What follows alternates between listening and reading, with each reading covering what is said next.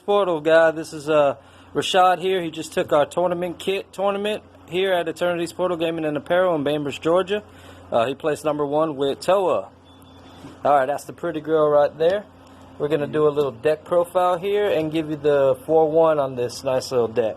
Alright, so the Towa leader here, on the front side, to activate main, you burst 3 cards, search the top 5 cards of your deck for a mirror or a foo, and add it to your hand. Her awaken is 10 black cards in your warp. You untap 1 energy, draw 1 card, flip her over. On her overside, activate main once per turn. You will just put 3 black cards from your warp back into your drop. Give any mirror on your field critical. And on the bottom, she has activate battle once per turn. 1 energy and discarding a card. You get to remove any keyword skill from a battle card on the board. And then get on with the rest of the deck. Start off with the mirror targets here. Play 4 mirror self-reformation. This mirror has deflect. It comes out on turn 4 because you should have 10 black battle cards in your warp for his permanent by turn 4. And he has double strike as well.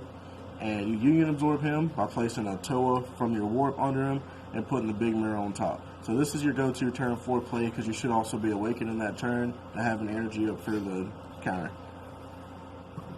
And then more mirrors. I played 3 Relentless Destruction mirror. Would have played 4 if I had a 4th one. This one's a hand control aspect of the deck. You play this, your opponent drops a card, and that just keeps their hand size low since your leader doesn't really plus that much. Then I played 2 Dark Absorption mirror just for the alternate mirror for the Union Absorb.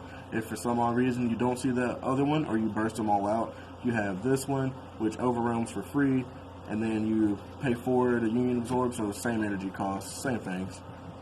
And then my tech mirror of choice was Invasive Power mirror. This comes down for 1 energy, 25k double strike. You can use a leader to give him crit, and that makes him a 1 energy 25k double crit, which is very good. Nice, nice. And then boss monster of the deck, for what you want to be Union Absorbing into, mirror, creator, absorb. Also has deflect. And when he attacks, he gains 5,000 for each black card in the warp, or actually every card in the warp. He also has deflect, and when you Union Absorb him, your opponent has to warp 3 cards from hand when he hits the board. So this is optimally what you want to be giving crit when you play him, because this is a swinging for just ridiculous amounts of damage every turn. Alright, and then on to the other search targets for the leader, the foos. I played 3-dimensional Banisher Foo, because this gets rid of a lot of problem cards. And it's a double striker if you're trying to put some pressure on, or also a 1 energy 20k beater if you're trying to remove a battle card. Along with that, last Foo target I played was 1 Scientist Foo. Scientist Foo I didn't actually play. I never wanted to give my opponent 2 cards. It was possibly a good draw too if you're hurting for cards in hand, but unless you're trying to take out a battle card, I was never trying to give them 2 free cards in hand. And on to the Towa package for the Union Absorb. I played 4 Umbral Invitation Towa. This was arguably the MVP of my deck today. Being able to take any 3 or less battle card from an opponent and her being Dark Overwhelm allows her to stay on board to keep hitting that battle cards with 15k. And that actually did a lot of work for me today. And the last 2 Towas I played were 2 Time Ruler Towas. This does almost the same thing as the other one, but she only grabs 2 or less, and it doesn't take an energy to overwhelm her, but she doesn't stick. She's only regular overwhelm, which triggers the time regulator Vegetas.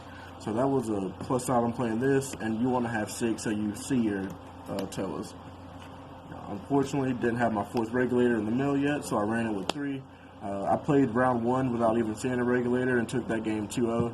So you can arguably play through it, but I definitely wouldn't try to play the deck without them. Every time you Overwhelm, you put 2 cards from Warp on the bottom of the deck and draw a card. Dark Overwhelm does not trigger this card. Interesting. And just for a little added pressure, I did play 2 Revive Ravager Vegetas. This fills up my drop when I Overwhelm, so I can Overwhelm the 5 drops easier on my 2nd turn. This dude also has critical, and that goes a long way when you're trying to play a control deck. And then tech card of choice today was Trunks Time Regulator. The reason I played this is because you draw 2 and warp a card from hand, and I was trying to deal with drawing too many 7 drops.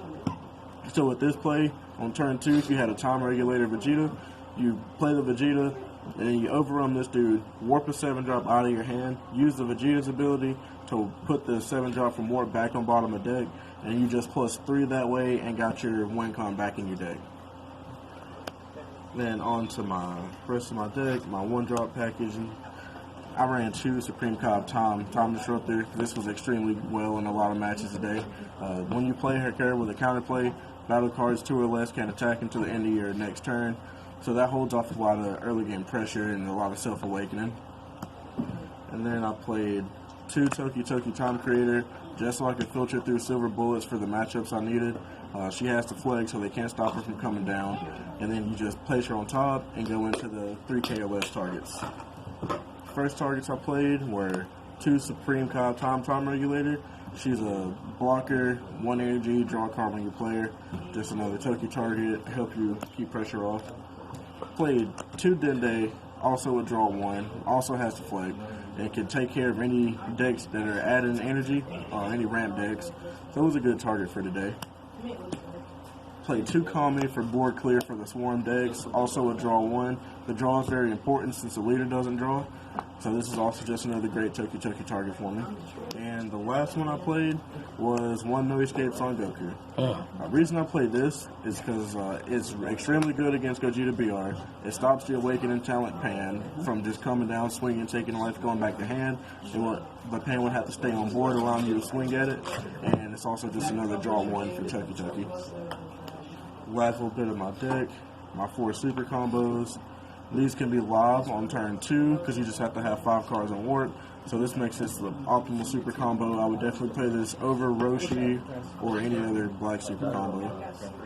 And the last 4 cards of the deck, 4 power bursts, because this negate grabs almost half your deck when you play it. It's a Sparkin. The Sparkin didn't come up too often, but this was definitely needed, and I feel like this is the optimal way to run the deck right now. The only thing I'm missing is 1 more time regulator, Vegeta, which I'll be making adjustments for that later on, but that's the deck profile.